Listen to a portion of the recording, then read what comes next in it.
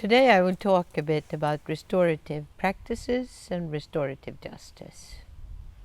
When we talk about this, we are not dealing with a method.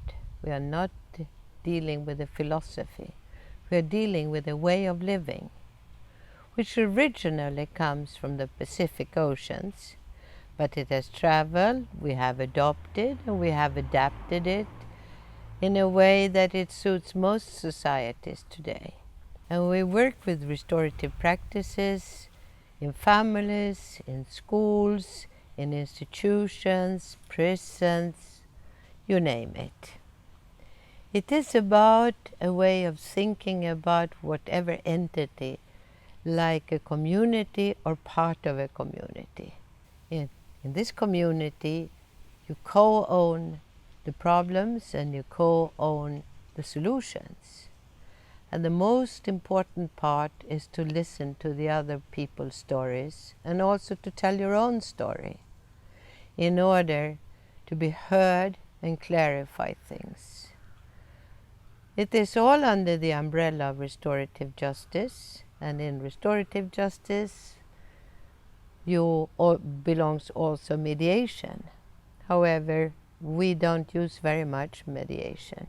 It all started in New Zealand, and they had a big problem with the Maori people, who was in an in-between generation between living their traditional life and the new urban life. So a lot of the families were disrupted, their way of living with several generations living together in one house, meeting in the evenings, talking, discussing, doing things together, sharing together. When urbanized, a lot of the children ended up not going to school, or their parents had drug or substance abuse, and there was a neglect of children. This happens in most countries where there is a First Nation and then the so-called civilization, and there is this clash. When these children were not treated the way that the New Zealand English society could accept, they were very often brought in for foster care.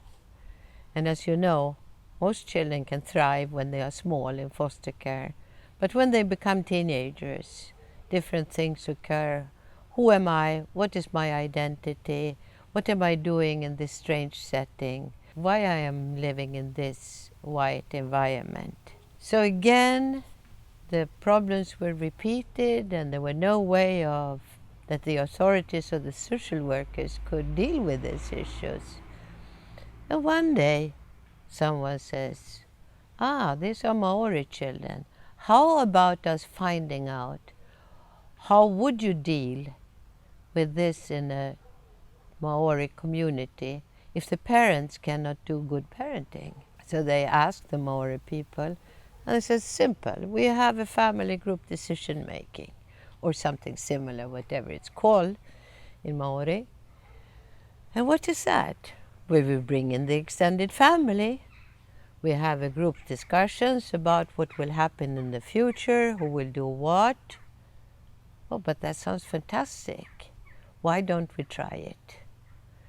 So the role of the social worker became something new, to arrange for the tickets, the meals, whatever it took of logistics to fix this kind of big meeting. And in the meeting, the role of the social worker was to present the problem. For instance, this child is not going to school. And then to talk about the resources that were available, like a social worker or psychologist or educator. And then they would have to leave the room for the family to have a conference about the future about this child, because the social worker could not stay if they didn't belong to the extended family. It functioned very well, so well that Terry O'Connell, who was at that time a policeman, now he has a doctorate, and he is almost retiring. He will never retire. heard about this, and he was a police in Wagga Wagga, Australia. And he thought, what if this would function if we brought it to Australia? It would take a long time to teach the police people how to work with this. You know what? I think I write a manuscript. And he did. He did write a manuscript about how one could do things differently when teenagers were doing the wrong thing. We were all brought up in a retributive system, all of us. And I have written a drawing to show you. This is the retributive justice. We say it's a theft. We will always try to find out what happened. And then who did it? Who is guilty? The term of motive. Why did this person do this? Which punishment? How should we punish this person? How long should this person be in jail? Or how long or how much should they pay in fines?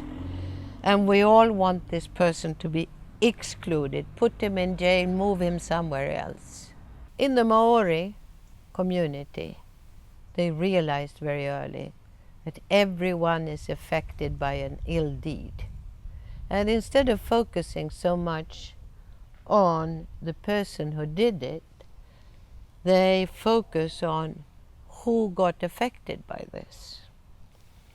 Like the same first question, what happened? Who was affected? How were they affected? And what do these people who were affected need in order to feel better?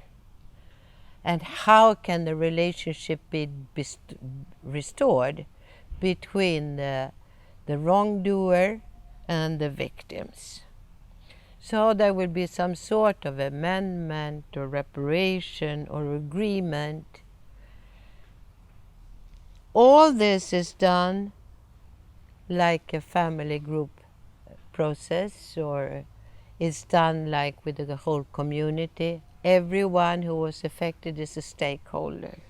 On this side, we go to court and we have professionals that will accuse and defend and judge. When you work with restorative justice, it is like being given a second chance if you are the offender. And the goal is inclusion.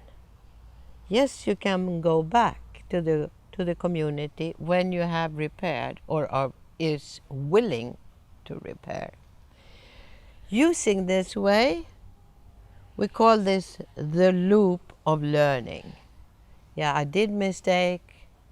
I took care of not only about repairing my deeds. If I stole money, I did not only give back my money, that was not mine, but I also repaired the relationship. All groups are generous when we repent and we want to focus on the relationships, which gives the offender a second chance. And it's not only the offender who is learning from this process, but the whole community. When something goes wrong in a community, both the victim, the offender, the families, and the rest of the community shame. So shame is one of the 9 basic affects according to the researcher Tompkins. Shame can come for no reason, or it can come for some reason. We all remember when we're shamed. When we do something wrong, or someone is doing something wrong, the old system not only re-shames the offender, but put them more into a permanent shaming by excluding them. This creates hatred and vengeance feelings.